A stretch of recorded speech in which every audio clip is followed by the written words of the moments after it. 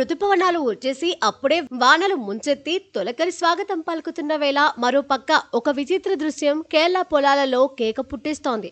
వేలాది సంఖ్యలో బాతులు పంట పొలాలలో తిరిగే ఓ వీడియో ఇటీవలే వైరల్ గా మారింది. అయితే ఆ వీడియో వెనుక ఓ ఆసక్తికరమైన విషయం దాగుంది. అదేంటో తెలుసా? పంట పొలాలలో బాతులను కొన్ని వారాల పాటు తిప్పడం కేరళ సాంప్రదాయ వ్యవసాయ విధానంలో భాగమట. పంట కోత పూర్తయిన తర్వాత మళ్లీ సాగుకు భూమి సన్నద్ధం చేసేందుకు వేలాది సంఖ్యలో బాతులను రైతులు తమ పొలాలలో వదులుతారు. అక్కడ మిగిలిన ధాన్యం గింజలు, కలుపు మొక్కలు, పంటకు నష్టం కలిగించే కొన్ని రకాల పురుగులను అవి తినేస్తాయి.